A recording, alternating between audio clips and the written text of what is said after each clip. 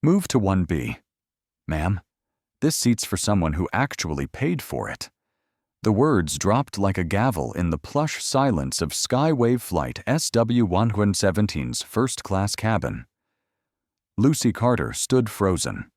Slate gray blouse immaculate, navy blazer tailored to precision, heels rooted like stone.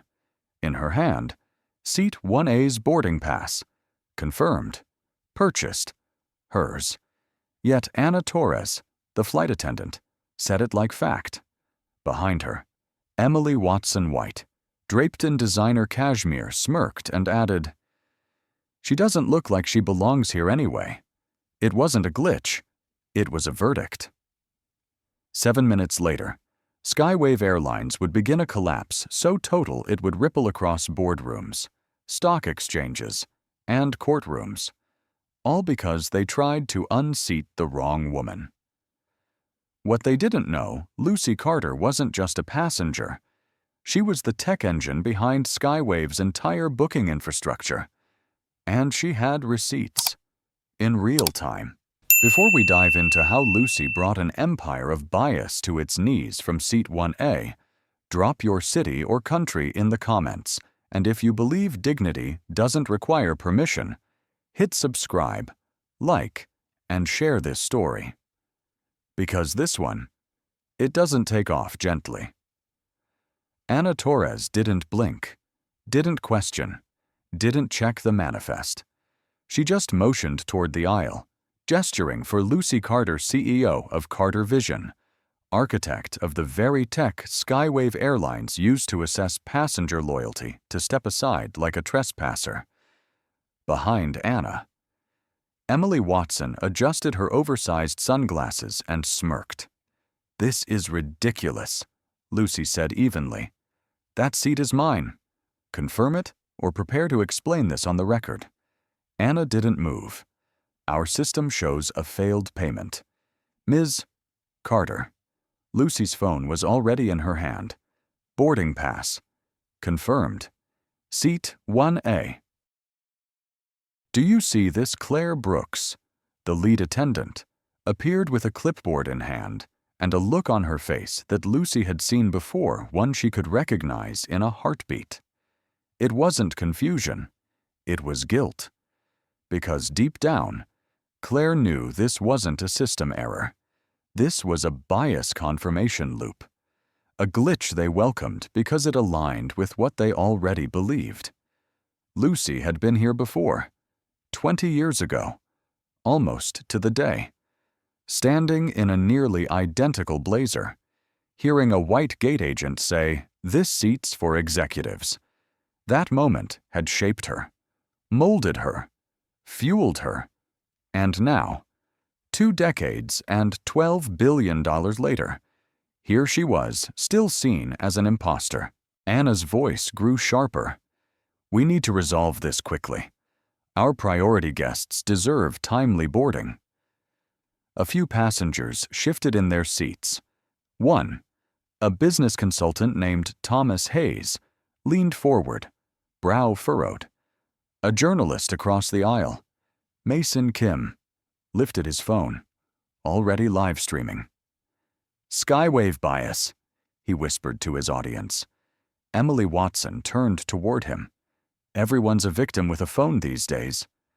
Lucy turned toward her, sharp as a blade. "And everyone's exposed by one." Anna inched forward. "Please cooperate."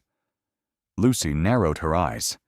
"And unlike Ms. Watson, I don't need to fake elite status to belong here." Thomas sat forward. "Wait, is this happening because she's black?" The words echoed. No one answered.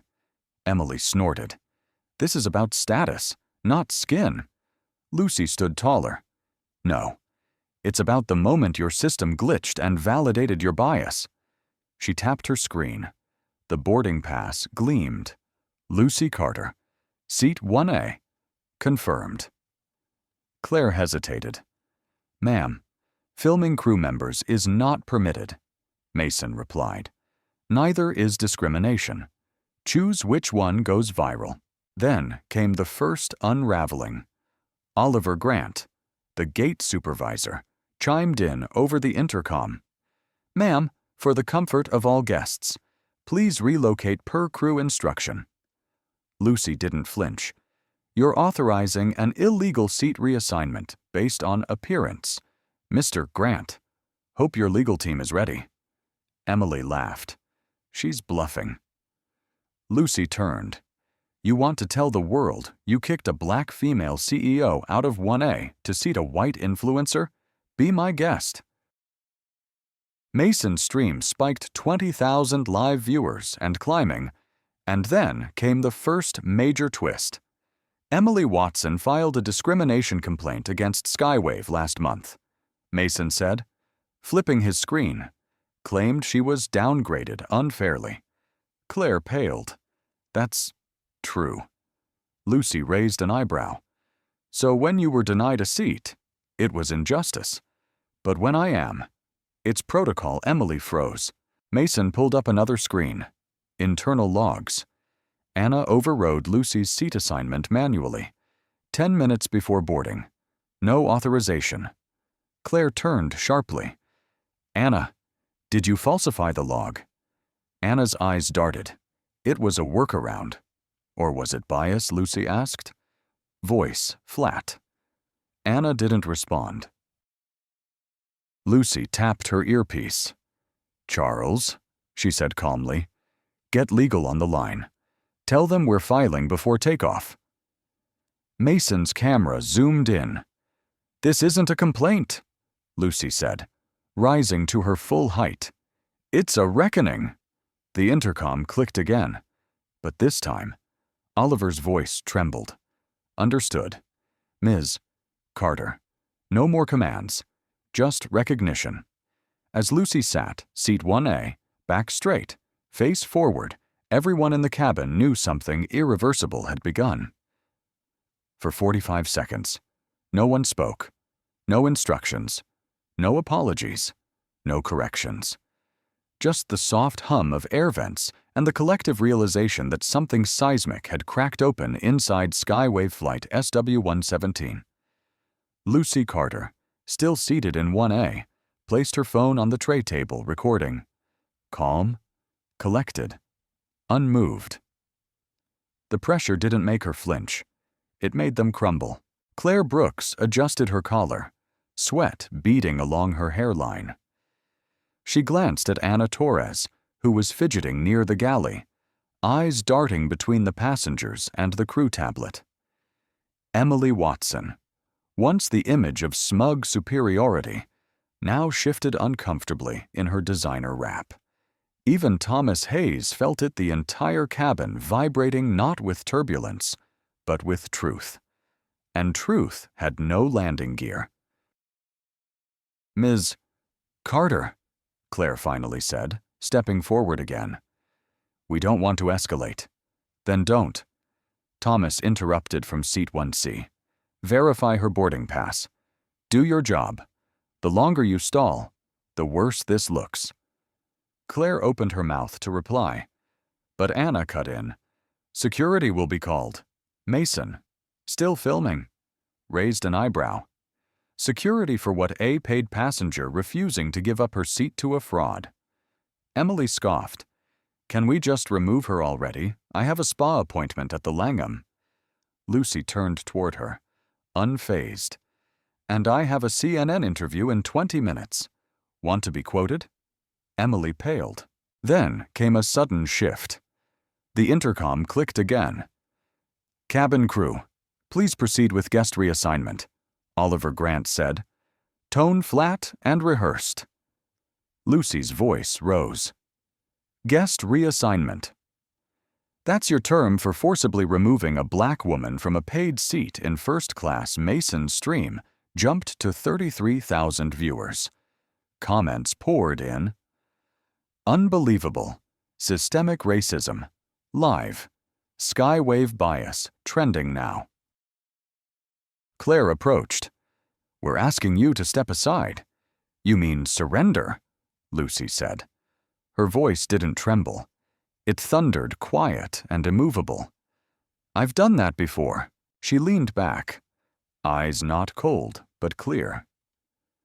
At 35, she'd flown to London for a funding summit, just made the Forbes 40 under 40 list, and still bumped from first class without warning. Told it was a mistake, that a male executive had priority. She hadn't fought. She'd swallowed her pride and sat behind the curtain, forgotten. For 6 hours, she told herself never again. "I've lived this play," Lucy said aloud. "But this time, I'm rewriting the ending." Anna appeared again, this time with a walkie-talkie. "Security is en route," she said. "Softer now," Mason whispered. "Keep going. People are choosing sides. This is bigger than this cabin." Thomas stood. "I'm filing a complaint with the Dot now," Emily muttered. "You people always make everything about race." Mason turned his camera on her. "Say that again. I dare you." Emily stepped back, silenced. Then came the dramatic high point, Claire muttered under her breath, but loud enough for passengers to hear. "We never did the DEI training. We were told to prioritize visibly elite guests." I didn't question it." Silence fell again. Thomas stood up. "You all heard that?" "Right." "This wasn't about logistics. This was about image," Anna snapped. "That's enough." Mason zoomed in. "This is what exposure looks like."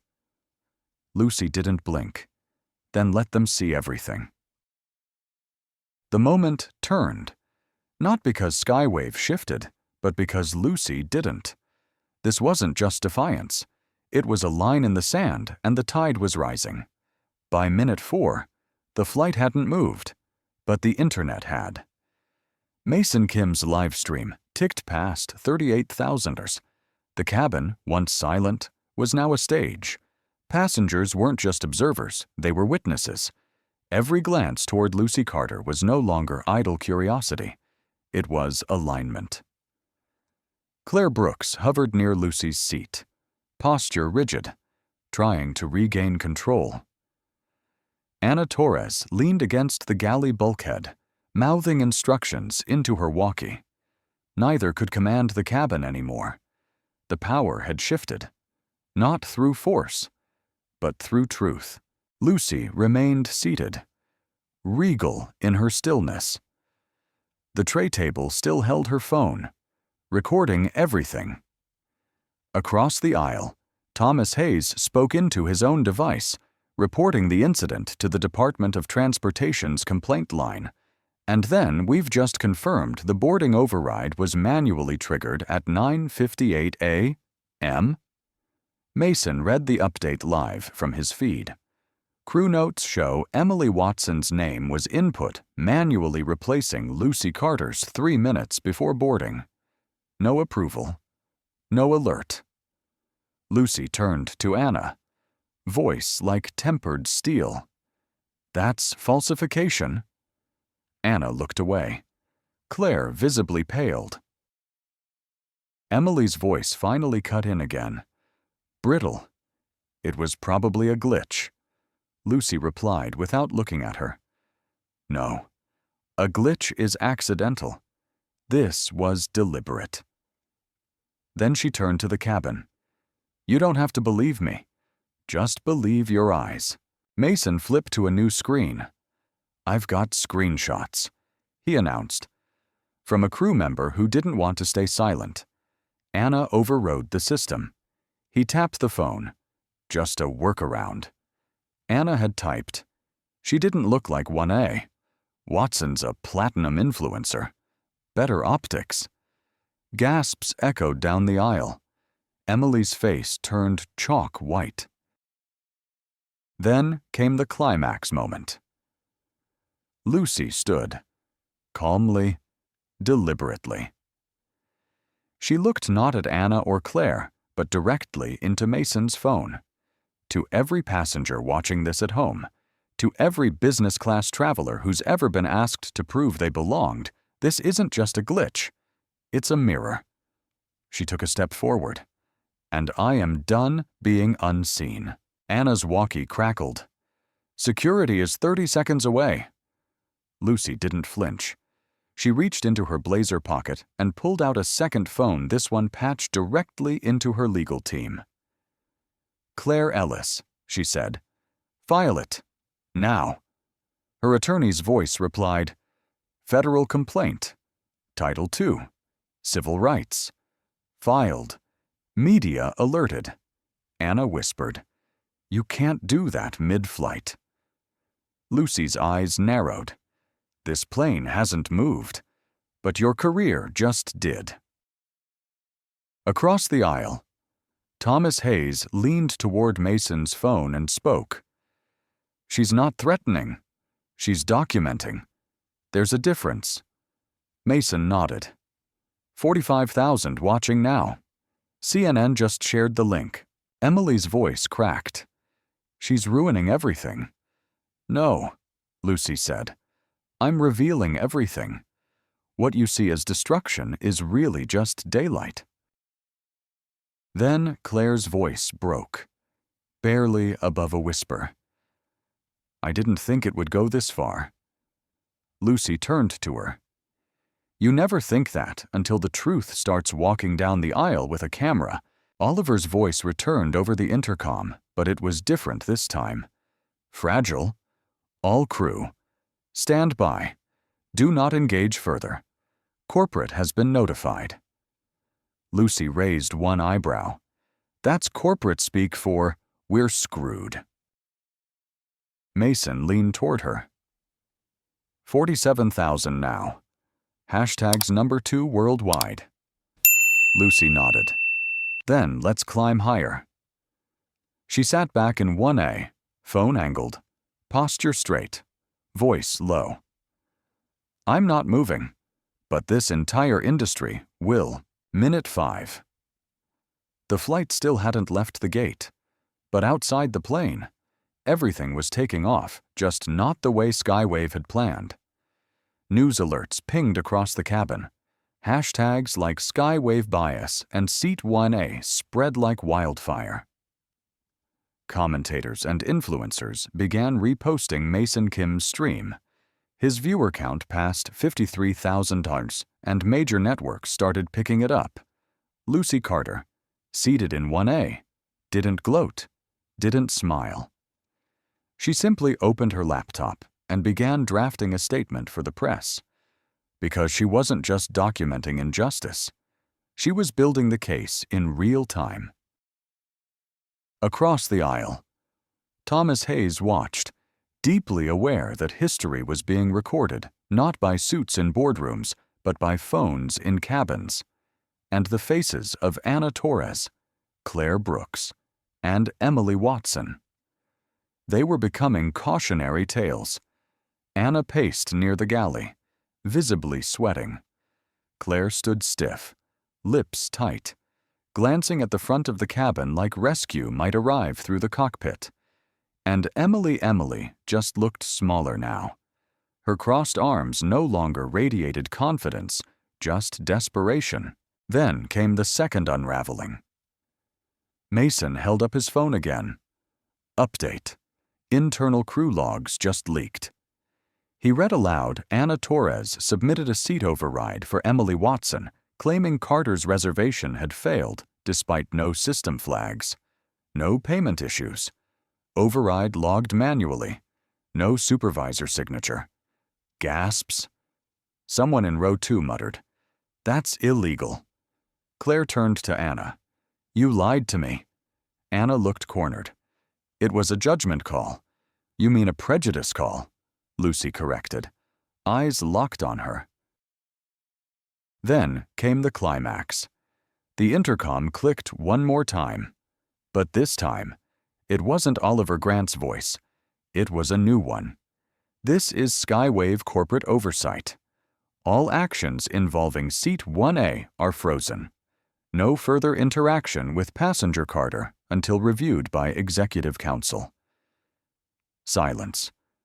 Then ripples. Claire stepped back like she'd been slapped. Anna stared at the intercom speaker, blinking. Lucy.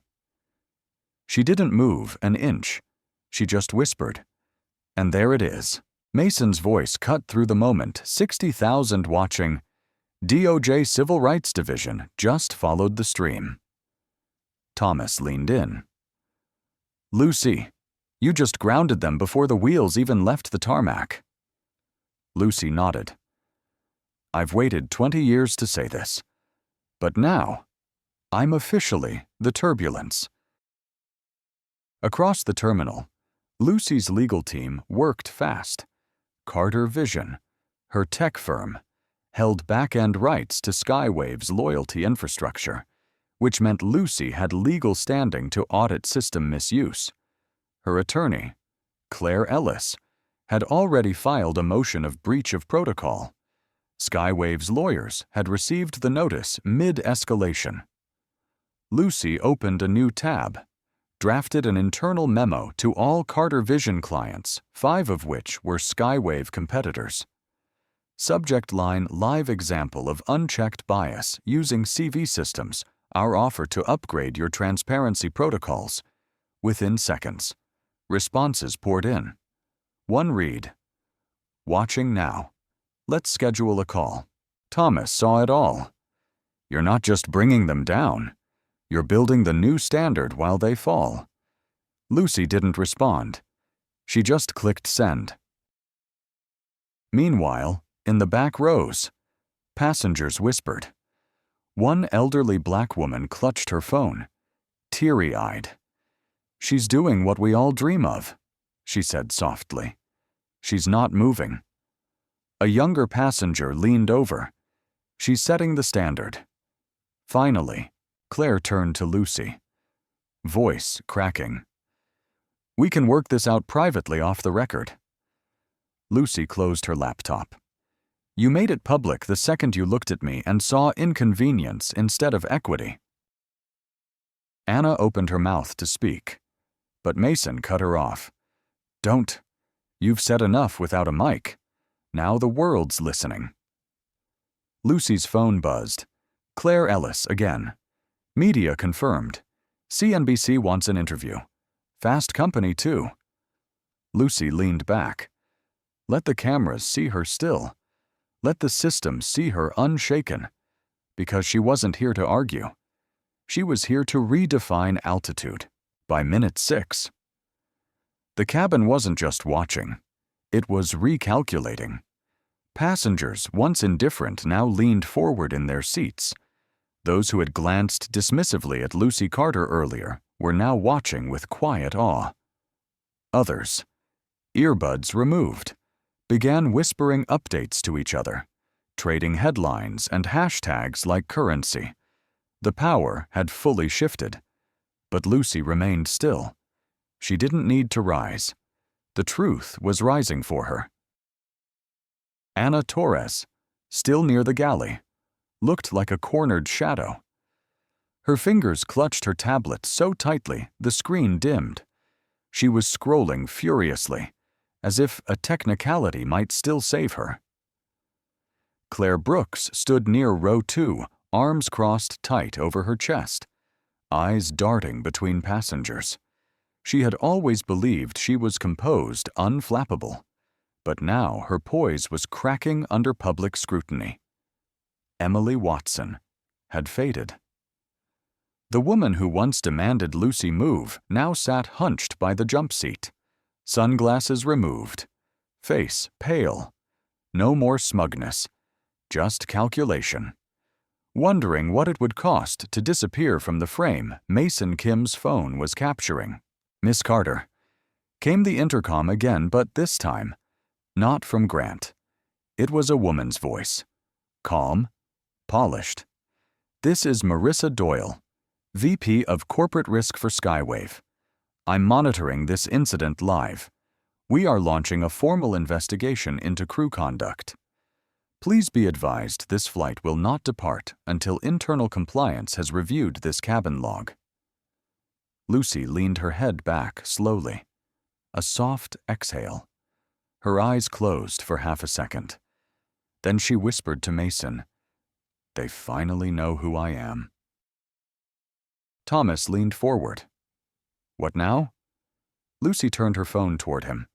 A text from Claire Ellis, CNBC, MSNBC, and Bloomberg all confirmed for interviews today. Your move sparked a market-wide DEI audit. She smiled, not with triumph, but with confirmation. The world was listening. But more importantly, so were the regulators. Then came the climax moment. Claire Brooks stepped forward, finally breaking. We made a judgment error, she said, voice shaking. We thought. The profile didn't match the reservation. Say what you mean, Lucy replied, eyes piercing. Claire hesitated, then nodded once. You didn't look like a first-class executive. Gasps. Audible. No hiding now. Even Anna flinched. Lucy remained calm. And that's the script. Isn't it? She said, standing at last. You didn't see value. You saw variance. You saw someone you could push aside. Mason turned his camera. Over 70,000 now. Trending 1. Claire's hands dropped to her sides. I didn't know your company powers our systems. And if I were just a software developer instead of the CEO? Lucy interrupted. Claire swallowed hard. Then I probably would have kept going. And that's the problem, Lucy said, turning toward the cabin. This isn't about who I am. It's about what you assumed I wasn't. A woman in seat 4A called out. Carter, we're with you. Others clapped. It started small, then spread like a wave. Not for vengeance, not for politics, but because someone finally refused to yield. Emily Watson tried to interject. I didn't ask them to do this. I just stood there. Lucy glanced at her. Exactly. Claire's voice cracked. What happens now? Lucy walked slowly toward her, each step deliberate.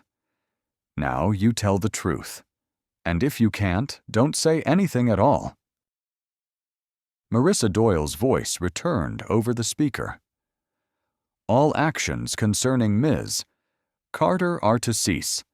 Executive Council will meet this aircraft upon gate return. Passenger Carter's reservation is confirmed and validated. And with that, Skywave stopped pretending it had control. Lucy sat back in 1A, gently, composed, unapologetic. This isn't a protest, she said aloud to the cabin. It's a precedent. Thomas looked at her with admiration. Mason nodded toward his camera. Ms. Carter. Final word for the stream. Lucy looked directly into the lens. If the system isn't built to see us, then we'll build one that can't ignore us. The plane hadn't moved, but Skywave's legal department scrambling. In less than 7 minutes, a woman they tried to unseat had triggered a digital reckoning, live-streamed from seat 1A. Stockholders were texting board members. The PR team had gone silent. And on internal servers, a red alert flagged this incident as Level 5 systemic risk. Lucy Carter didn't have to issue threats. She was the threat made real by composure, facts, and a perfectly positioned camera feed. Mason Kim's livestream ticked over 81,000 learns. CNN and MSNBC now simulcasting.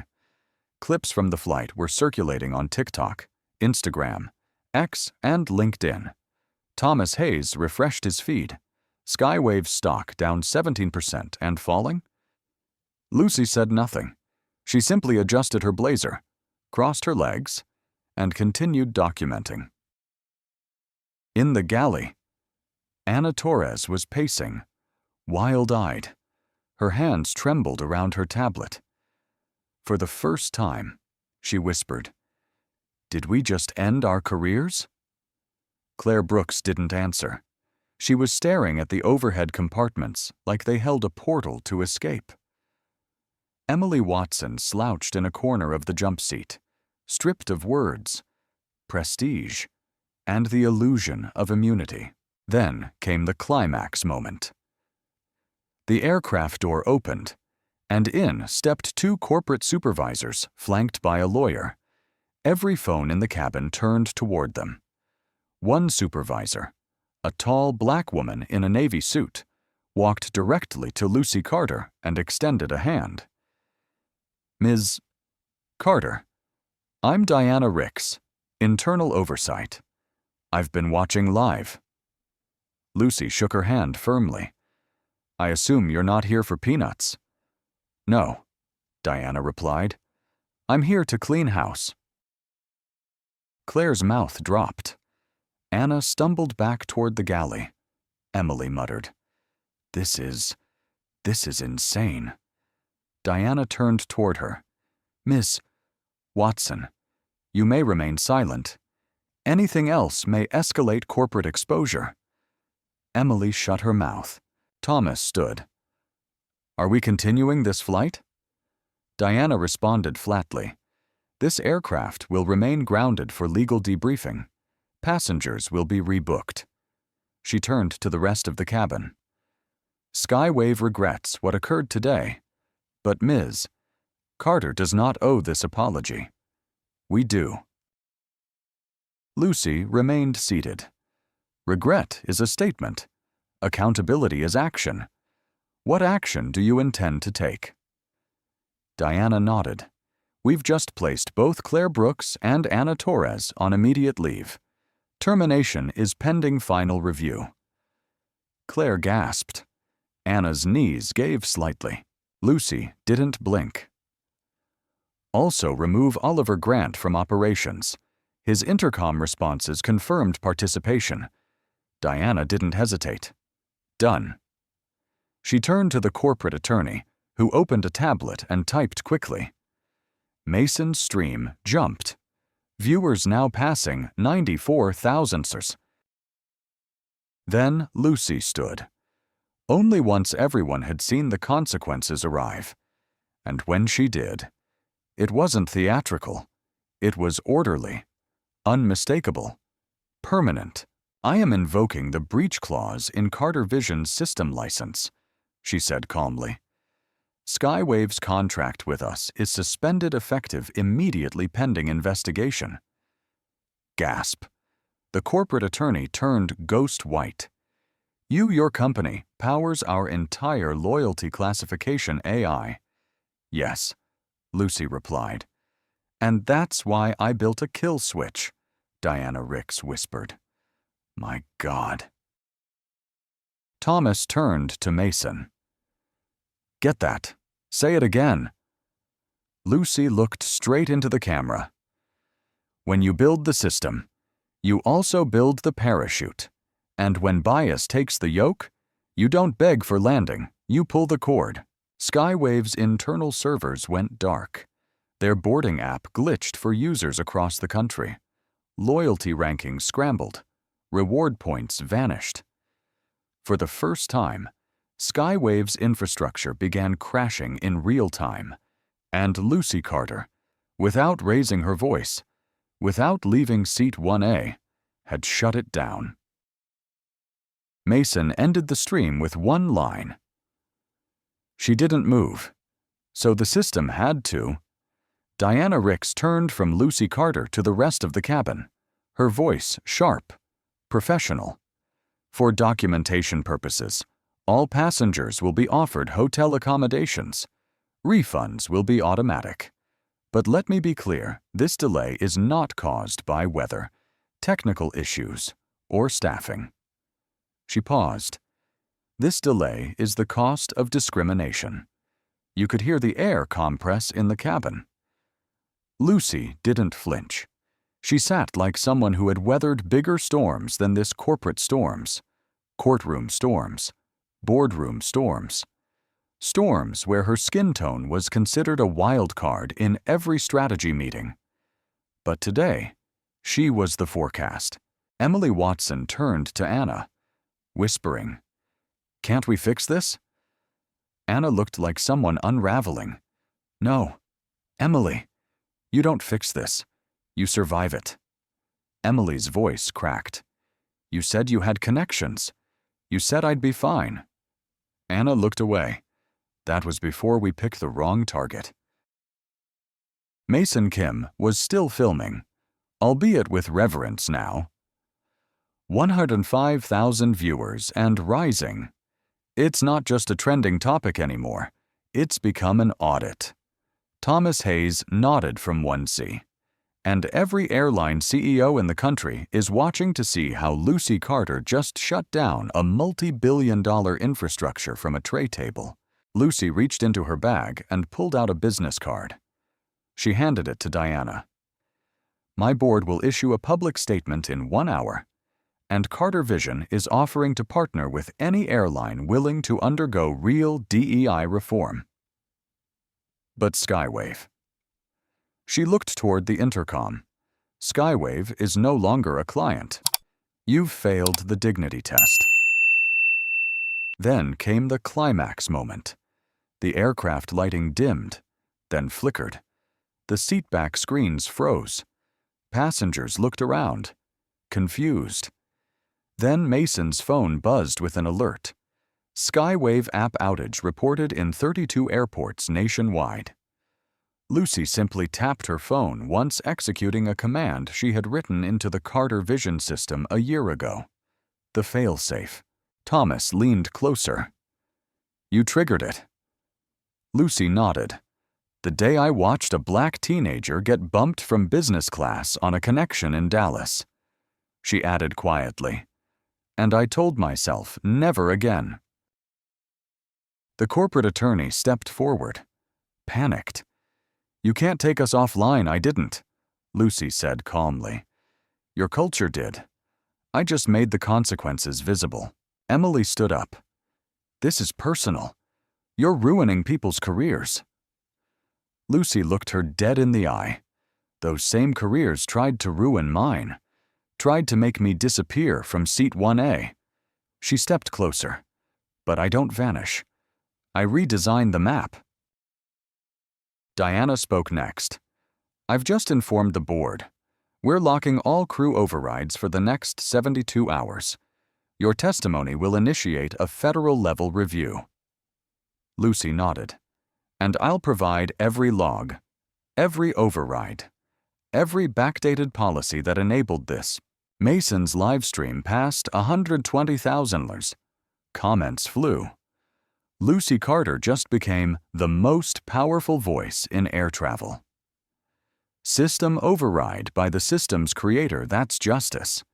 She brought down an airline and didn't even raise her voice. Then came something no one expected. The young woman in seat 3B, early 20s, dark skin, short curls, stood up, trembling slightly. She held her phone high. I just texted my mom. She said to tell you. Thank you. Lucy turned to her, expression softening. What's your name, Renee? Well, Renee, Lucy said. You're the reason I didn't move.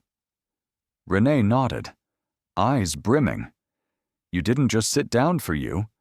You sat down for all of us. Diana looked at Mason. You're still live always. She nodded. Good. The public should see what integrity looks like. Lucy sat again. Same seat. Same posture. But now the cabin had transformed. Not into a courtroom. Not even a battleground. It had become a blueprint. A case study. A line in the sand where compliance was no longer currency. Where one black woman's refusal to yield had redefined the altitude of justice. As the lights flickered back to full brightness, a quiet murmur rippled through the cabin, not from confusion, but recognition. They were witnessing a shift. Every passenger, lawyers, consultants, retirees, even influencers understood something had happened that no cabin manual prepared them for. Lucy Carter, still in seat 1A, wasn't just a passenger anymore. She was a turning point, Mason Kim's livestream passed 137,000 viewers. Global DEI forums were posting reaction clips. Airline stock analysts issued real-time advisories. Competitor brands began tweeting subtle jabs. We stand with inclusion. All our passengers belong where they book. Skywave was bleeding. And the source wasn't sabotage. It was exposure.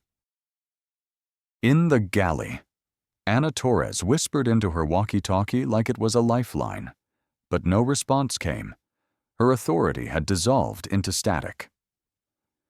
Claire Brooks sat near the jump seat, head in hands, her previous command voice now a whisper of regret. Emily Watson sat back down too, only now without her signature shades. Her eyes scanned every device in the cabin like they were trained on her. Because they were. Diana Ricks, still standing beside Lucy, checked her inbox again. New emails rolled in. Legal flags. Board demands. HR confessions. 2 more complaints just surfaced. Ms. Carter, she said, filed against this exact flight crew last month. Buried. Marked as resolved without passenger contact. Lucy didn't look surprised. Pattern recognition. That's the first sign of institutional collapse. Thomas Hayes leaned toward Mason.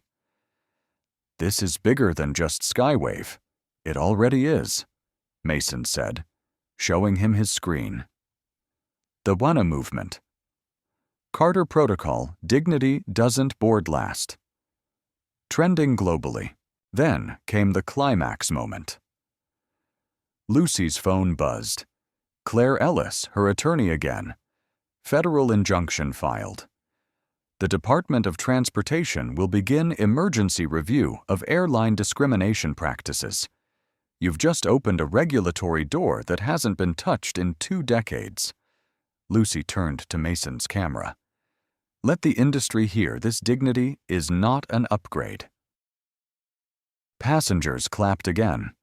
This time louder, more confident.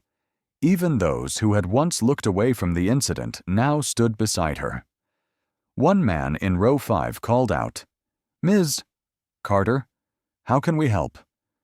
She looked back. Start by never being silent again. Suddenly, a phone rang from the cockpit. Loud, urgent.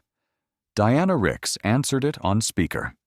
"Marissa Doyle here," said the VP's voice from earlier. "We're issuing an immediate company-wide shutdown of all override privileges. Loyalty perks suspended until further notice." Gasps in the cabin. Emily's face drained. "No, you can't suspend elite privileges." Marissa's voice was steel. "Your behavior today proved we never should have granted them in the first place." Lucy nodded once. "You just hit reset."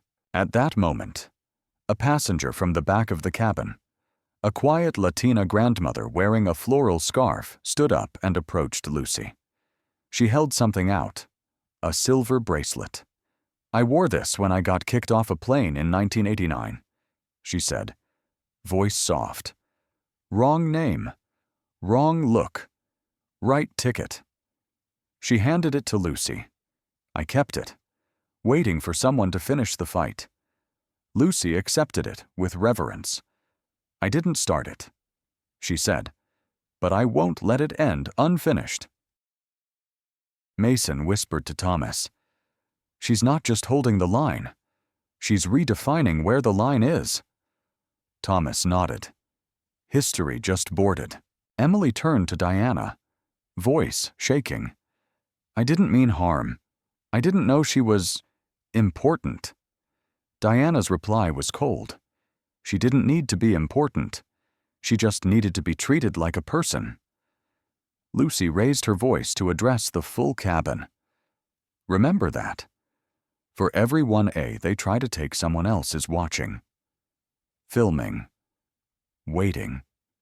And the world no longer accepts unspoken bias as a boarding procedure."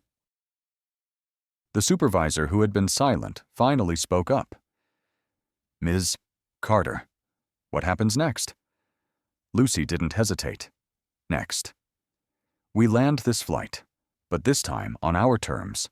The cabin of Skywave Flight SW-117 had become more than a cabin.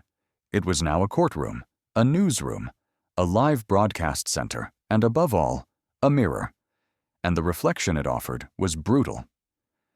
Lucy Carter sat still in 1A, composed, centered, not triumphant, not vindictive anchored. Her presence was no longer a protest.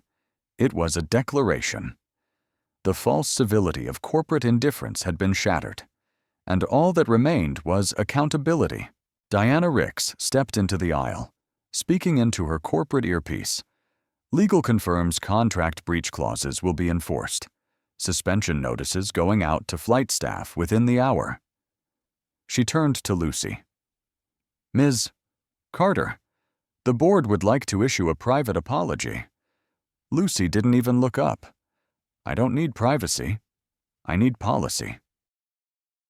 Anna Torres stood near the cockpit door, visibly shaking. Claire Brooks slumped near the service station, silent. Emily Watson tried once more to reassert herself. "Are we really being punished for one mistake?" Mason Kim turned his camera to her face.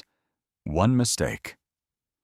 Or the dozens you made quietly before this one became public." Emily opened her mouth, but found no words. Her reputation had evaporated alongside her fraudulent elite status. Her followers online, already abandoning her in droves. A phone buzzed, then another, then several more. Passengers throughout the cabin gasped quietly, reading a single push notification that sent a jolt through every row. Breaking news: Skywave Airlines temporarily suspends operations pending federal review of discrimination claims. Silence fell again, but not the silence of uncertainty. This was the silence of reckoning. Lucy tapped her phone. Claire Ellis's voice returned. "We've just received contact from 2 senators. Civil rights committees are requesting you testify."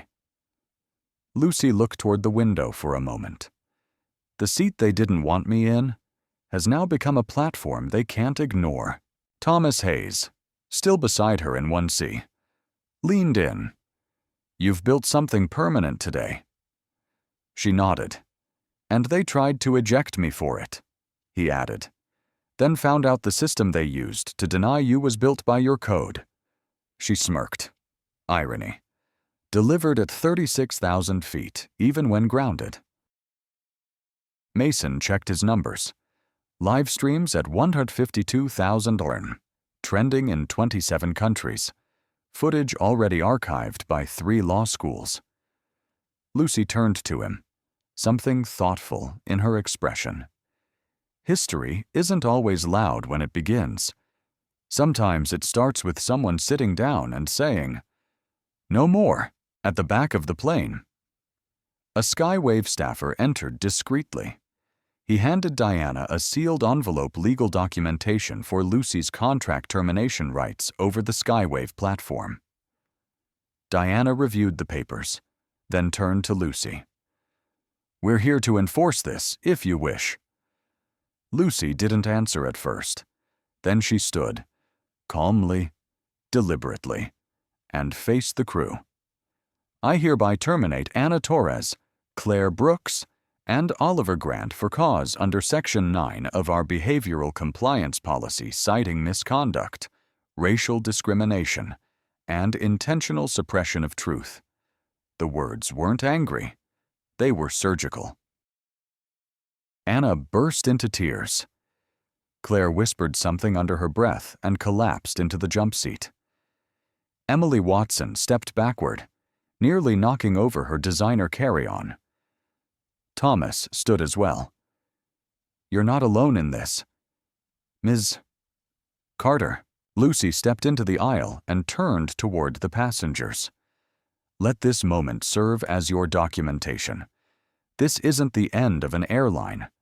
This is the beginning of a protocol, one that says, bias doesn't fly. Mason pointed his phone at her. Wide angle now, capturing her full form, her stance. This footage will be studied for years, he whispered. This is what it looks like when systems finally get caught in their own design. And then it happened. A voice over the intercom. Not Oliver's, not Diana's, but someone new. A senior voice. Measured. Older. Ms. Carter. This is CEO Nathan Corbin. We've been briefed. What you've experienced is indefensible. Effective immediately. I've submitted my resignation. The board is releasing a public apology. You've exposed our rot. You've forced us to reckon with it. Gasps echoed throughout the cabin. Even Diana looked stunned. Lucy didn't gloat. She didn't smile. She just responded. Resignation is a start. Reform is the destination. Behind her, the passengers applauded fully now. Loud. Unified. Not for vengeance. Not for spectacle. But for a moment of clarity. When the weight of centuries met one woman's refusal to be moved, Lucy sat again. Seat 1A. Unshaken. And around her, a broken industry took its first breath of truth. Lucy Carter remained in seat 1A, legs crossed, spine straight, eyes steady. Her boarding pass still rested on the tray table, unbent, undeniable. And for the first time in Skywave history, no one dared to question it. Above her, cabin lights hummed. Around her, the silence was not of obedience, but of realignment. Because now, even the air in the aircraft had changed. Passengers still whispered. But it was no longer confusion. It was reverence. She didn't yell, said a man in row 4. She didn't threaten, said a woman in 2D. She just refused to move. Someone whispered from the back. And in doing so, she had moved a billion-dollar corporation. Diana Ricks stood beside Lucy, still coordinating with legal teams across the airline's internal network.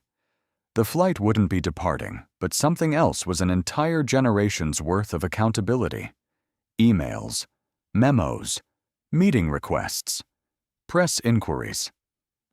Skywave's inboxes were flooding. Mason Kim's livestream had crossed 168,000 viewers. Major outlets were cutting into regular broadcasts with updates. And still, Lucy said very little. She didn't need to. The world was speaking for her now. Then came the climax.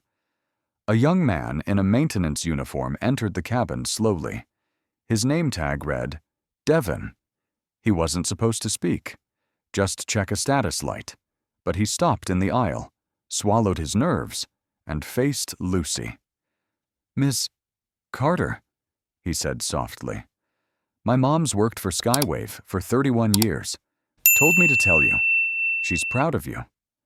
Lucy looked at him for a long moment, then nodded. Tell her she just made me stronger. He wiped his eye, gave a short salute, and stepped out. Even the unseen layers of the airline were watching her now. Meanwhile, Claire Brooks had lost her words. Her silence wasn't protest. It was the silence of someone hearing their future fade in real time.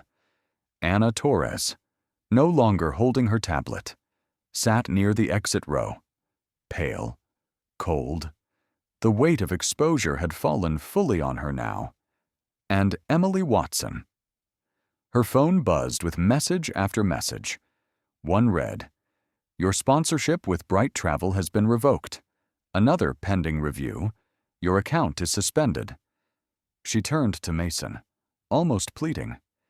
Can you take the video down? It's gone too far. Mason didn't flinch. This isn't yours to unwrite. Lucy finally spoke again. Diana, are you familiar with Equity Wave Protocol? Diana blinked. I've heard of it. Rumors mostly. DEI reform framework. Lucy nodded. It's more than reform. It's reconstruction. She tapped a few keys on her laptop and turned the screen. A live document titled EWP Flight Standards Behavioral Mandates for Frontline Airline Staff. Bullet points scrolled. Override restrictions. DEI impact ratings per route. Passenger profile protection. Audit trail transparency requirements. This, Lucy said, was supposed to launch next year. Now it launches today. Mason whispered to Thomas. She's not just ending a flight. She's starting an industry reset. Thomas nodded. And we all just boarded. Lucy turned to the cabin and raised her voice, not shouting, just firm. There are 158 people on this flight. You've all watched bias unfold. Some stayed silent.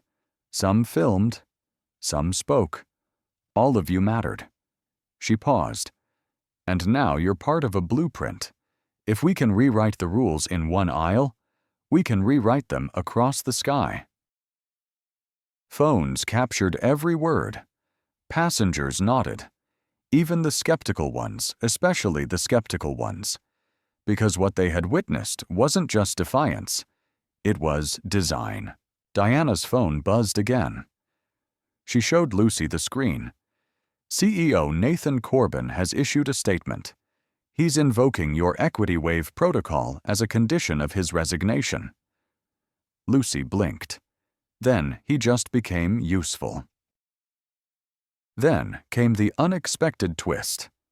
A passenger near the rear, a former HR executive, stood and walked down the aisle holding a tablet. I accessed internal training metrics, she said. Skywave ranks lowest among Tier 1 airlines in cross-cultural competency. They failed their DEI audits and faked compliance scores. Lucy took the tablet, reviewed it, then said loudly, "This isn't just negligence, it's fraud in uniform." Diana stepped forward again. "We'll begin terminations immediately."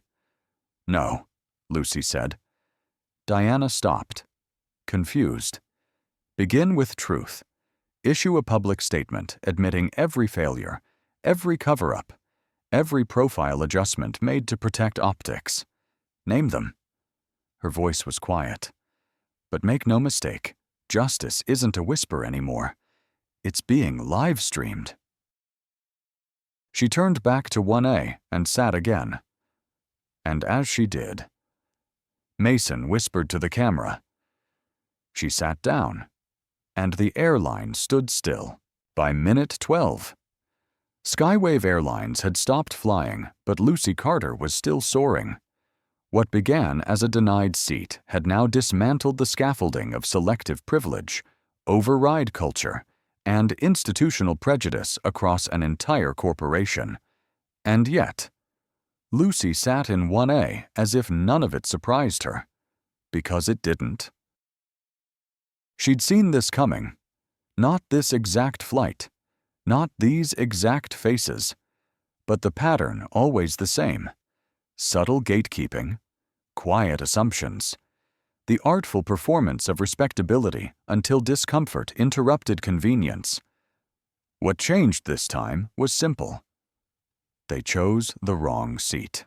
Claire Brooks now sat slumped, removed from duty, her uniform wrinkled and hands idle. Anna Torres refused to look up. She clutched her walkie-talkie like it could still connect her to relevance. Emily Watson simply stared forward, expression blank, hair falling in her face, sunglasses long forgotten. Her followers were gone, her upgrades revoked, her identity stripped to what it had always been, entitlement masquerading as status. Diana Ricks received another ping on her tablet. She turned to Lucy. 3 more media outlets want interviews. And the White House press secretary just followed your stream. Mason looked up from his phone, stunned. She just reshared my clip. Caption says, "Accountability has altitude." Lucy didn't smile. but her eyes finally softened. Then came the climax moment. The cockpit door opened. Everyone froze. Out stepped the pilot. Captain Rowe, a tall man in his 50s, clean-shaven, pressed uniform. He approached slowly. For a moment, the air held its breath. Then he spoke. "Ms. Carter, I've watched everything from the flight deck, and I want to say I've served 27 years as a commercial pilot, but I've never been more ashamed of the company I fly for than I am today." Gasps followed. He continued, "You had every right to that seat, and they tried to erase you from it, but instead, you've erased the illusion that this airline was ever built for all." He stepped forward and held out something. His captain's wings pin. "I've never taken these off in uniform, but I'd rather remove them now than represent this culture for one more flight." Lucy received them in silence. Then she stood, held the wings to the camera, and said, "Let this be the moment where the right person grounded the wrong system." Applause erupted across the cabin. Not polite, not symbolic. Earned. Diana Ricks spoke again. "We're preparing to evacuate the aircraft so federal investigators can begin compliance audits." Lucy nodded. "I'll remain until the last passenger is safely off." The elderly woman from earlier, scarf still around her neck, stood near Lucy's row. She reached out. "You waited decades for this seat." Lucy met her hand halfway. "No," she said softly. "I waited decades for the right moment in it."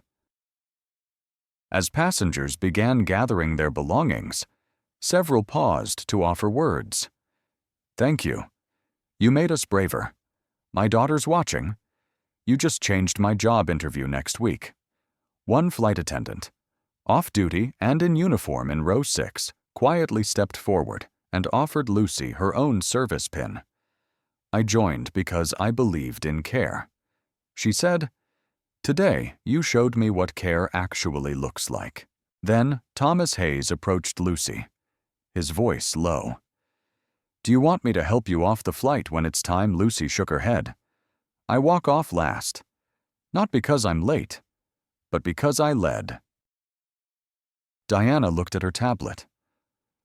"Lucy, the DOJ has just confirmed a meeting with you and transportation leaders next week. They're calling it the Carter hearings." Lucy turned toward the window. "Quiet," then responded, "Make it public. Let every airline listen." Mason stepped back to get his final shot of the moment. Lucy Carter standing again, wings in hand, facing the camera. She didn't ask for applause. She didn't need approval. She had truth. And now, so did the world. As the cabin doors were officially opened by federal compliance officers, Skywave Flight SW-117 became something no airline could undo. Not just a viral moment, not just a trending reckoning. It was now an official government investigation. Lucy Carter remained seated in 1A. She was not in a hurry.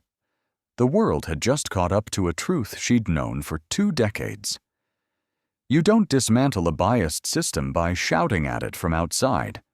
You dismantle it by sitting in the seat they tried to deny you and refusing to stand.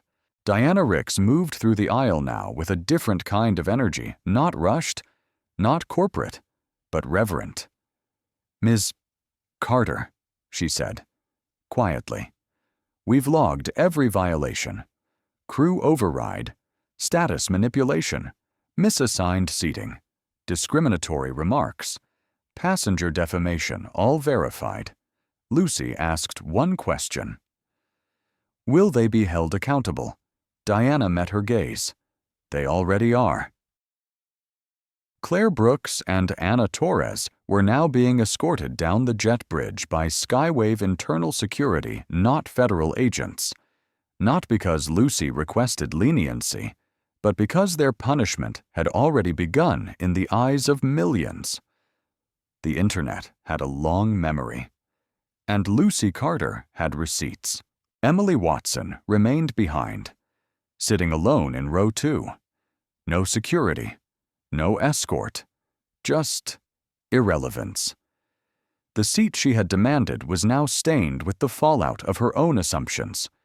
She tried to whisper something as Lucy walked past, but Lucy didn't stop.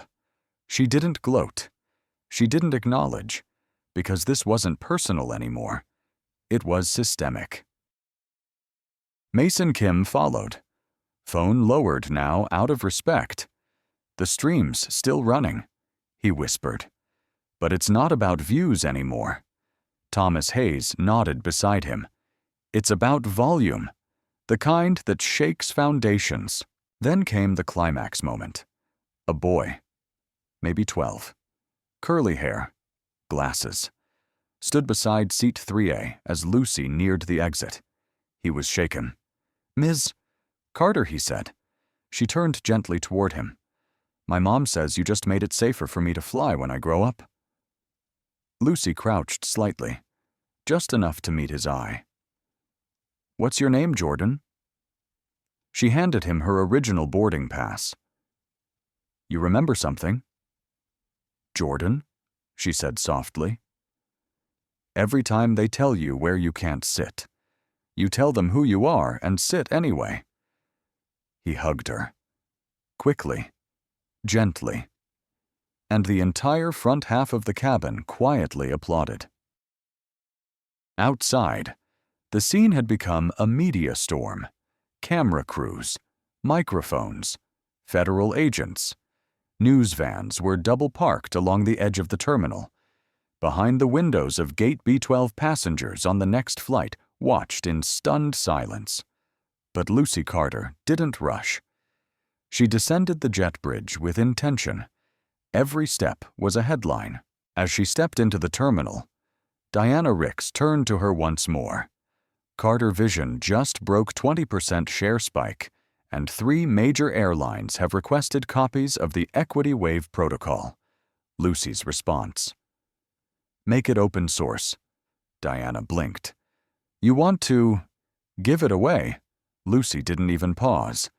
This was never about profit. This was about pattern breaking. Let them all implement it. Let no airline pretend ignorance again. Mason Kim approached from behind.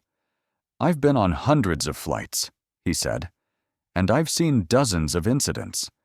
But this was different." Lucy smiled. "You filmed the beginning of something, Mason. Not just the end of an airline, but the start of a standard." Outside the terminal, a Skywave press representative attempted to approach. Lucy raised one hand. "No pre-scripted statements. No PR shields. I'll speak directly to the public." She stepped forward, facing the cameras. "Today, I sat in 1A not just for me, but for every woman, every passenger of color, every frequent flyer who ever felt the seat they earned was a favor." She continued, calm but thunderous. "And when they told me to move, I stayed. When they tried to erase my identity with a policy, I gave them a protocol." The crowd went silent. "My name is Lucy Carter, and from this day forward, bias will never fly first again." The microphones exploded with questions, but Lucy didn't stay to answer. She turned, walked toward the exit, and as the automatic doors opened, a wave of applause followed her out. Not just from the media, not just from passengers, but from every worker, staffer, janitor, and flight crew member watching from the corners of the terminal. Because they knew Lucy Carter had landed something far more powerful than a plane outside the airport terminal. The sky was bright, but Lucy Carter wasn't looking up. She was looking forward. Skywave Airlines had suspended its operations. Its leadership had issued public statements. And yet, this wasn't a day for press conferences. It was a turning point, and Lucy had no interest in letting the momentum be buried under carefully worded apologies.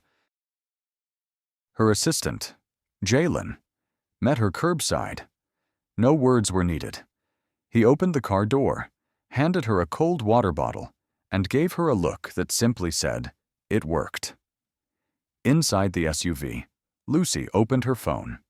312 unread messages, but one thread caught her eye. Private Group Chat Equity Board. Early Access. Senator L. Warren. Lucy, this is historic. CEO, TrueFlight. We'd like to adopt the Carter Protocol immediately. Civil Rights Coalition. We'd like to nominate you for a National Oversight Committee. Claire Ellis, Legal. You just forced the FAA to review every crew override policy in the country. Lucy tapped once. Reply, I didn't do it alone. Millions watched. And millions will remember. Then came the climax moment. Jalen handed her a secondary device. Ma'am, there's a secured line waiting. The President's Civil Aviation Task Force. Lucy blinked once, then nodded. Patch it through. On the other end, a composed voice. Ms. Carter, this is Administrator Keating. You've likely seen the news. We'd like to formally invite you to chair the creation of a federal bias response framework across all commercial air carriers. Lucy leaned back, her tone even. I accept, but it must have teeth. It will. Keating promised. Your live stream is already being used to brief Congress. Outside the vehicle, the terminal remained in chaos, reporters clamoring, passengers trying to rebook, staff uncertain. But Lucy Carter. She was calm, not because the storm was over, but because the system had finally been forced into transparency. Mason Kim, still at the terminal, continued filming. She's gone now.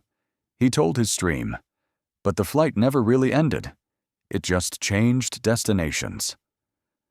Thomas Hayes stood next to him, arms folded. She proved something they always feared. Mason raised a brow. What's that? That someone could fly without fear and land with justice still intact. In the Skywave boardroom, far above the terminal chaos, executives sat like schoolchildren awaiting judgment. The chairman of the board slammed his hand on the table. She wrote our software. She shut us down from a seat we assigned her. The CFO spoke up. No, she didn't shut us down. Everyone turned. He continued. She showed the world we were never really flying right to begin with. Meanwhile, Lucy's SUV pulled away from the terminal. She looked out the tinted window at the Skywave logo disappearing behind her. Delete the Skywave app, she told Jalen. He chuckled. You're really done with them. I was never flying with them, she replied. They were flying on my code. I just repossessed it. At her downtown office, reporters had already gathered. Jalen asked. Should we go through the garage? No, Lucy said. The front door. She stepped out, heels clicking against pavement, posture immaculate.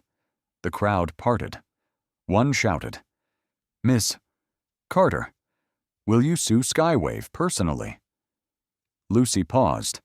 I already did. It's called accountability. Watch it unfold in real time. She entered the elevator, glass doors reflecting her image, strong, composed, untouchable. In that reflection, she didn't see a passenger. She saw a policy architect, a reckoning in heels, a woman who had sat where she was told not to and made the entire airline industry move instead. Claire Ellis, her attorney, met her at the top floor. We've already received 12 partnership requests. They're not just scared, they're ready to rebuild. Then we do it right this time. Lucy replied, public dashboards, passenger override logs, loyalty status audits by third parties, zero bias tolerance. Claire smiled. You're about to make DEI not just policy, but infrastructure. Lucy turned toward the skyline outside the window. No, she said. I'm going to make it airspace. And far below, in terminals across the country, subtle changes were already rippling outward. Agents reviewing overrides, flight attendants whispering about the protocol, executives calling meetings, lawyers reading transcripts. Lucy Carter had grounded more than a flight. She had elevated the standard. It had been less than 24 hours since Lucy Carter descended from seat 1A, but the aftershocks were already rewriting aviation history. Airports across the USAM buzzed with a new kind of urgency. Gate agents checked override logs with trembling fingers. Crew members whispered in galley corners about the Carter effect. Internal Slack channels at multiple airlines lit up with one shared question. What happens if this happens to us? Lucy sat in a glass conference room atop her Carter Vision headquarters, reviewing documentation. Around her, 4 screens streamed live coverage CNN, Bloomberg, MSNBC, and a social justice TikTok influencer named Caleb who had 3 million followers and had just stitched Mason's viral video with a chilling caption. She didn't just sit. She rewrote the entire cockpit. Claire Ellis placed a folder in front of Lucy. 10 airlines, 1 conglomerate. All want early access to the Equity Wave protocol. One of them even offered a buyout, $480 million. Lucy didn't blink. Turn it down. This isn't for sale. Claire paused. Not even to accelerate implementation. Lucy shook her head. If we sell it, it becomes a press release. If we own it, it becomes enforcement. Then came the climax moment. Jalen entered the room, eyes wide. We just received a cease and desist letter from Skywave's legal team. Lucy raised an eyebrow. For what Jalen read, claiming reputational defamation, intellectual property abuse, and unauthorized enforcement of internal protocol. Claire scoffed. They're trying to flip the script. Lucy opened her laptop, typed for less than 30 seconds, then spun it around. Post this response on all platforms. Jalen read aloud. Dear Skywave Legal, we don't defame when we document. We don't abuse when we expose. And we don't need your permission to protect the dignity you refused to recognize. Sincerely. The woman you tried to move. Caleb reposted it within 5 minutes. His video hit 1 million views in under an hour. The 1A protocol was now trending on 5 continents. Meanwhile, Skywave headquarters descended into free fall. Oliver Grant's resignation had triggered an internal audit. Multiple DEI consultants walked off the job after realizing their recommendations had been buried. And in a leaked email, the new interim CEO wrote Lucy Carter's protocol is not just compliance, it's a mirror. And what we see in it is ugly. Back at Carter Vision, Lucy met with her executive team. All right, she said. Here's what we're building. An open-source AI that flags override trends by demographic. Passenger equity dashboards that rate airline behavior in real time. A mobile Know Your Rights tool triggered by gate denials. We will no longer wait for apologies, Lucy said. We'll give people ammunition for justice before the insult even lands. Thomas Hayes, now officially head of the Equity Wave Advisory Board, leaned in. This isn't just air travel anymore. You're building a civil rights infrastructure in the cloud. Lucy nodded. And we'll make it impossible to delete. That afternoon, a photo surfaced from Gate B12. It showed Lucy exiting the aircraft, surrounded not by security, but by passengers holding up their phones not to film, but to salute. The caption: "She flew alone, but she landed with an army."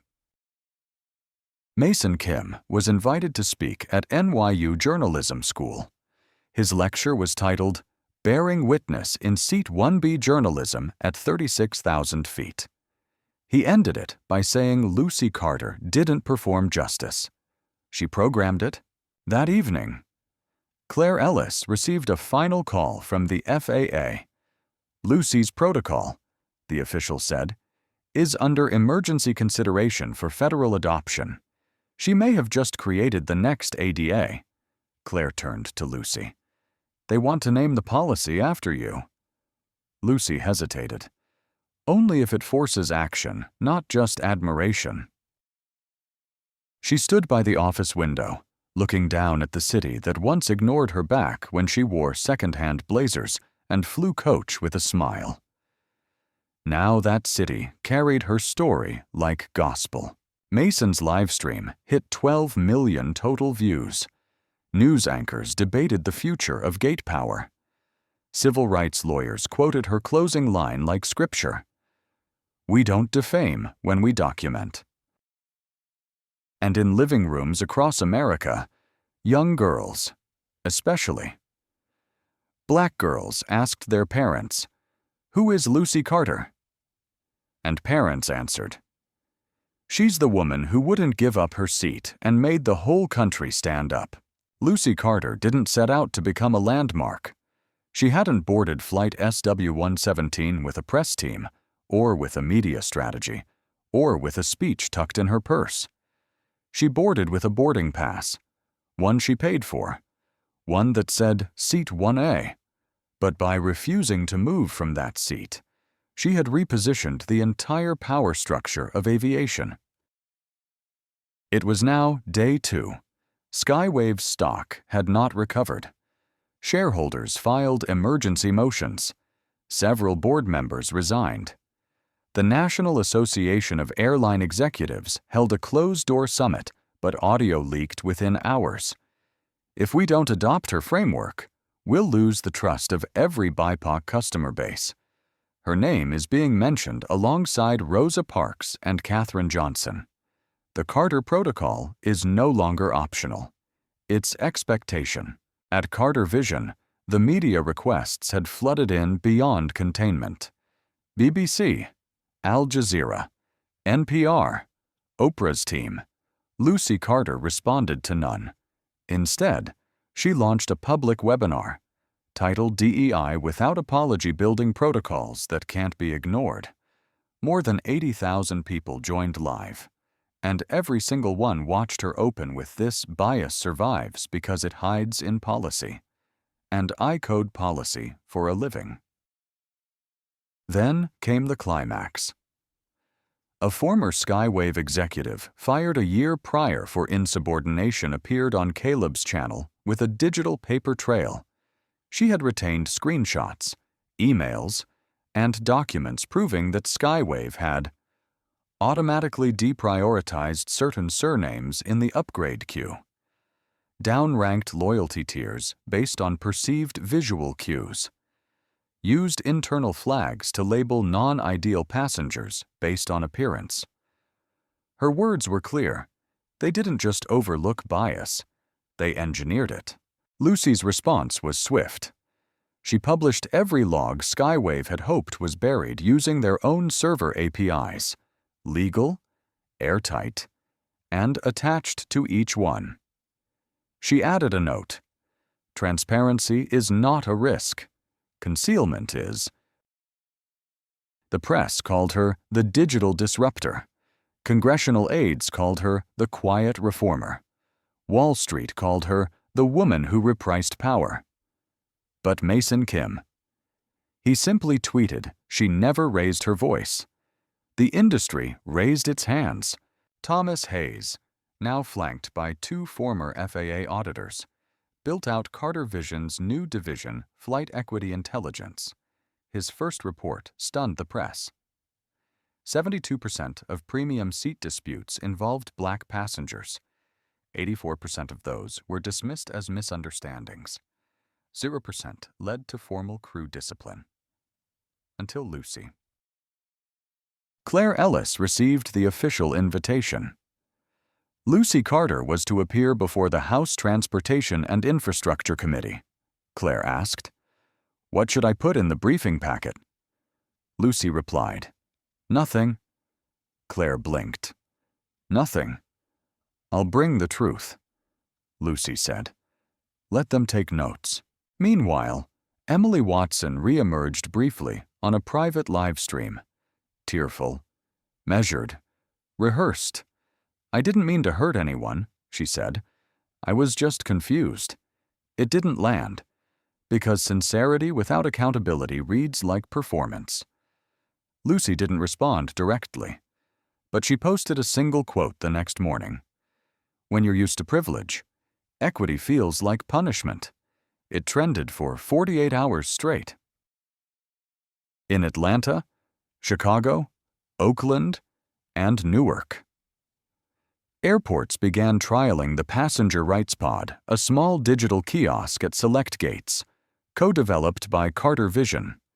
You could scan your boarding pass and instantly see override history, gate staff assignments, real-time bias, monitoring scores. People called it the 1A Shield. Mason Kim was offered 3 book deals. He turned them all down. "I'm not the story," he said. "I just hit record at the right time." Lucy sent him a handwritten note. "History doesn't just need storytellers. It needs witnesses. Thank you for being both." And through it all, Lucy Carter never stopped coding. Not because she needed to, because coding, for her, was control. And control, when wielded ethically, was correction. One evening, as the sun dipped behind her office towers, Jalen approached. "Lucy, they want to rename Terminal A at JFK after you." Lucy didn't turn from the window. "I didn't do this for terminals," she said. "Then what for?" he asked. She paused. "And then, for the 12-year-old girl who'll book seat 1A 10 years from now, and no one will dare to ask her to move." 3 days after Flight SW-117 was grounded by truth. Lucy Carter's story had passed 100 million views globally. But she wasn't chasing numbers. She was chasing non-negotiables. In conference rooms, executives scrambled to understand how one woman in one seat had shattered their firewall of plausible deniability. In schools, teachers downloaded the Carter clip to teach bias and leadership in media literacy courses. In homes, daughters asked mothers, "Would you have stayed in that seat?" too. And in every one of those rooms, one message repeated. She didn't yell. She didn't cry. She just didn't move. At Carter Vision's headquarters, Lucy stood in front of a full-team town hall. She didn't talk about revenue. She didn't talk about growth. She talked about flight. "I spent 2 decades learning how to keep systems honest," she said, "because I learned very early systems are never neutral. They either protect dignity or strip it." She clicked a slide. It wasn't a graph. It was her boarding pass. Name Lucy Carter. Seat 1A status platinum code. Valid. Then she said, "This wasn't a seat. It was a mirror." And when Skywave looked into it, they shattered. The room was silent, then standing. Applause. A dozen employees wept openly. Not for the drama, for the clarity. Mason Kim arrived just after noon, badge updated with gold trim. "You've got new footage," he said quietly, handing her a tablet. Lucy tapped play. It was from another airline. A passenger black, mid-30s, was being told to move from his business class seat. He asked calmly for verification. The crew hesitated. Then a woman from row 6 stood up and said, "Don't make her come back." Laughter rippled across the cabin. The crew rechecked the log. The man stayed. Lucy watched the clip twice, then handed it back. "Not viral," she said. "Viral," Mason asked. "Not viral. That's cultural shift." Then came the climax. Claire Ellis entered with a sealed envelope. "You need to see this," she said. Lucy opened it. A formal letter, gold-stamped, embossed seal, from the Department of Transportation. Lucy read aloud, "Dear Ms. Carter, effective immediately. The Federal Aviation Administration is instating the Carter Passenger Protection Provision as a provisional standard." Eyes widened. Claire nodded. "It's official. You just became federal protocol." Lucy lowered the letter, then whispered, "Now we're airborne." That night, Skywave's final board statement went public. A resignation from the entire executive suite, a $50 million settlement fund, a full surrender of internal logs to independent oversight, and a statement that read, "Our skies were not equal. Ms. Carter reminded us what gravity we've been ignoring." Lucy didn't celebrate. Instead, she visited the airport. Same terminal, same gate. B-12. She stood near the entrance where her humiliation began. This time, passengers stopped her not to question her, but to thank her. An older black woman in church clothes reached out. "I watched your clip every day since it happened." Lucy smiled. "Why? Because it reminded me that dignity doesn't need permission." I waited 60 years to hear someone say that out loud. Gate agents now wore badges with a new seal, EWP certified. Staff quietly nodded as she passed. One whispered, "We trained on your protocol yesterday." Another handed her a pin with wings, this time engraved with a single number, 1A. Lucy didn't cry, but she did close her hand around the pin like it weighed more than metal, because it did. It carried decades of coded silence. And now that code had been rewritten. Outside, a plane roared overhead. Mason caught the angle on his camera, panning up to meet it. Caption: "Some people board flights. Others redesign the sky." And as Lucy Carter walked calmly through Gate B-12, past the seat that started it all, and into the future she had engineered, the world didn't just watch her. It followed. The world now had a name for justice that didn't scream, didn't flinch, and didn't move when told to. That name was Lucy Carter. Her story was no longer news. It had become infrastructure. On day 4th, Skywave Airlines' entire booking system was replaced silently by Carter Vision's integrity-locked software. Every override, every profile flag, every executive privilege loophole was stripped. Now, when a passenger was moved, the system asked, would this reassignment pass the Carter test? Most overrides stopped right there. Meanwhile, Lucy didn't speak to the media. She spoke to engineers, programmers, activists, survivors, educators. She didn't accept awards. She drafted legislation. And when the press begged for her to go on morning television, she released a single post. I don't want airtime. I want airspace with equity coded into its altitude. At Carter Vision HQ. Diana Ricks prepared briefing documents. Lucy, we've secured equity pilots at 3 major airlines. Their execs are asking for in-person summits. Lucy nodded. Send them our audit logs first. Let them see how it feels to be measured. Jalen handed her a flash drive. Final version of the Passenger Dignity Index. She reviewed it silently. 3 scores per airline. Bias avoidance. Override justification. Passenger equity compliance color Saturid. Public. Immutable. Then came the climax. Lucy received a call from the International Civil Aviation Organization, ICAO. A representative's voice echoed, "Carter, your protocol is being reviewed for global integration." Lucy paused.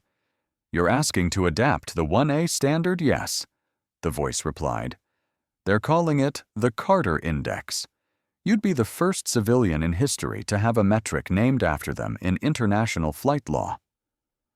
Lucy said nothing for 5 full seconds. Then quietly, "If you're serious, require it at customs.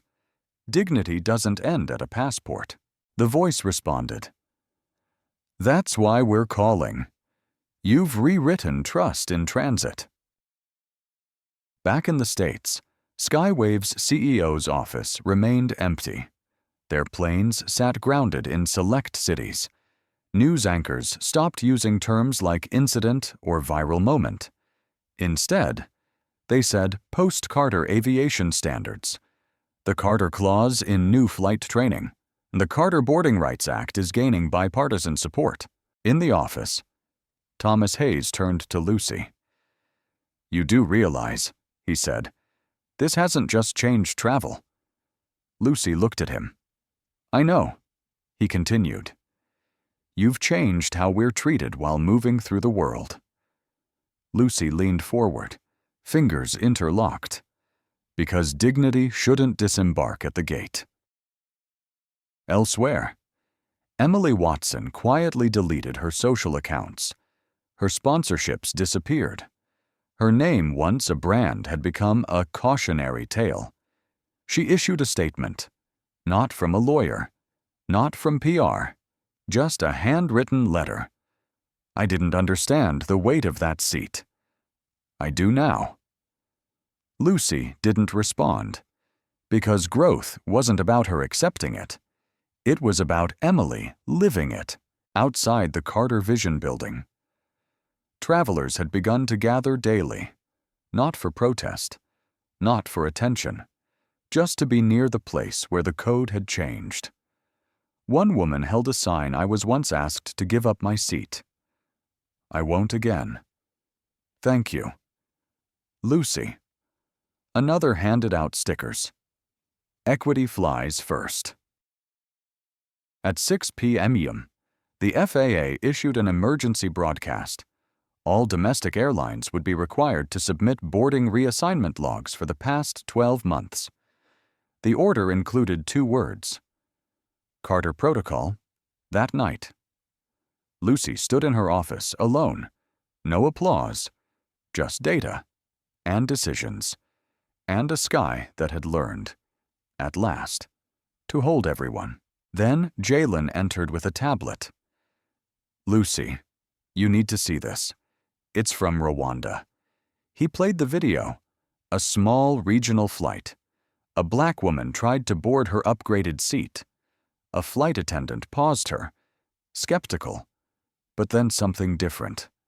Another passenger stood, then another, and another, until the entire front cabin said in one voice, "She stays." Lucy watched in silence, then whispered, "That's the sound of a system forgetting how to profile and remembering how to protect."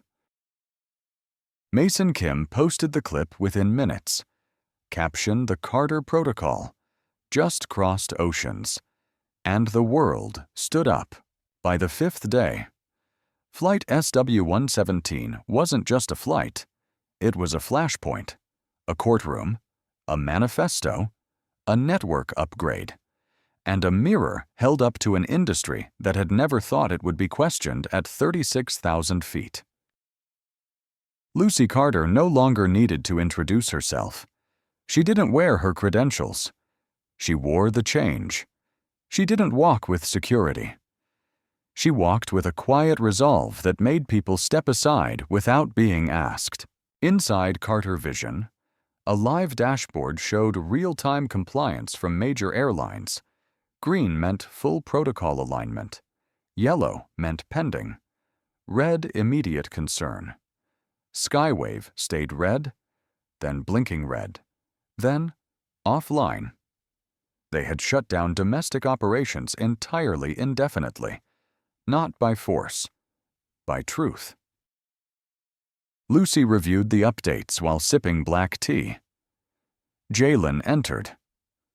"Lucy, you've been requested at the United Nations." She looked up. In what capacity? Jalen grinned. As an ethics consultant for international travel equity. They're calling it the Global 1A Initiative. That afternoon, a major story broke. Mason Kim received exclusive footage from a whistleblower inside a European airline. Same pattern, different language. Override logs targeting passengers with surnames statistically tied to black or brown populations. The leak had names, timestamps, and internal crew chats. In one, a supervisor had typed, "Follow Skywave's lead. Make them look like economy, even if they're not." Lucy read the report in silence. Then she posted one line. "Bias speaks every language, but so does reckoning." Then came the climax. A student group at Howard University had built a real-time map called the 1A Pulse. It tracked which airports had adopted Carter protocols, and in bold green text across the top, it read, "Dignity Checkpoint Live." More than 300,000 users accessed it in the first 6 hours. CNN's headline that evening, "One seat, global shift." That night, as Lucy left the office, Diana called from the elevator. "There's a family outside." Lucy stopped. A mother and daughter. "Been waiting since noon. Say they just want a minute." Lucy walked downstairs. On the curb, the woman mid-40s. Afro pulled into a scarf, stood holding her daughter's hand. "She asked me if I ever had to sit in the back because I was black," the mother said softly. I told her yes, and that I wish I had said something. Lucy knelt to the girl's level. "You'll never have to wish that," she said. "You'll just speak and they'll listen, because you'll already have the seat." Word of that encounter spread, not from press, but from people. And it did more for Carter Vision's equity mission than any investor report ever could. Claire Ellis returned with good news. 16 airlines are now voluntarily complying with your audit framework. FAA is close to mandating it. Thomas Hayes added, "The House Committee just passed your bill to a full vote. Unanimous support. Even the ones who fought it last week flipped. You know why Lucy looked up. Because they got filmed trying to pre-board someone who wasn't elite. They all laughed, but not cruelly. The kind of laugh that comes when justice finally has sharp teeth." Then Lucy grew quiet. "Have we heard from Skywave's board yet?" Claire nodded. "They want a meeting. Privately. Off the record." Lucy responded, "Then tell them I'm not flying down. They'll meet me in the open air." Jalen added, "Lucy, there's a school district in Detroit that just voted to make your story part of their required curriculum." Lucy turned toward the window. "I didn't do this for schools," she said. "But I'm glad they'll learn the difference between access and belonging." Later that evening, she received a video message. It was from a young man, mid-20s, uniformed, seated in the cockpit of a regional jet. "Ms. Carter," he said, "I'm the first black pilot hired by this airline in 14 years. I just want you to know that the day after your story went live, they called me back from a wait list I didn't even know they still had me on." He smiled. "I fly tomorrow. Seat 1A will be yours anytime." Lucy watched it 3 times, then whispered, That's how we know the sky's changing. And then came one more twist. An anonymous tip landed in Claire's inbox. An image. A photo of a training manual slide from 2019. Title, How to Reassign Without a Scene. Logo, Skywave Airlines. Lucy said nothing. She simply forwarded it to the Department of Justice and attached a note. This wasn't an isolated incident. It was a blueprint. Time to trace every line. That week, the DOJ opened its largest civil inquiry into racial profiling in aviation history. And at the center of it, without fanfare, without apology, was one boarding pass, Lucy Carter 1A. 7 minutes. That was all it took to turn a boarding pass into a battering ram. Lucy Carter didn't shout. She didn't demand. She didn't drag the crew through chaos. She simply stayed seated in 1A, the seat she paid for, the seat she earned, the seat they tried to strip from her. And when they tried to erase her, she wrote her name into the system instead. Today, airports look different, but not because they were redesigned, they were rewired. At O'Hare, kiosks now ask passengers if they'd like to see the reassignment history of their ticket. At JFK, gate agents go through Carter bias response training every 6 weeks. At LAX, boarding announcements now include the words, "We proudly honor the Carter Protocol" in every interaction. But Lucy Carter never cared for monuments. She cared for moments, like the mother who wrote, "They moved me from 1A last year, but this time they apologized and moved me forward again. Because they said, 'We don't Carter twice.'" Or the little girl who pointed at a jet and whispered, "That's the plane where the lady made it fair." Justice didn't land on Lucy's lap. She engineered it, like she had her entire career. She used code, truth, composure, and receipts. The ones that didn't print from a register, but from every ignored complaint, every override log, every passenger who had ever been made to feel like they were flying on borrowed dignity. After her congressional testimony passed into law, Lucy declined interviews. She simply released a single press statement. "Silence has a cost, but so does courage. I paid the first one for decades. It's your turn to pay the second." Skywave dissolved within months. Other airlines quietly merged or restructured, now branding themselves as Carter compliant. But Lucy didn't trademark her name. She open-sourced it. Because equity isn't property, it's a right.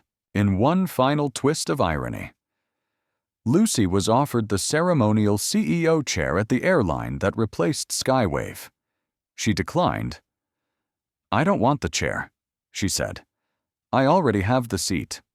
Instead, she launched the Equity Wave Institute, a nonprofit policy watchdog for transportation, education, and public sector systems.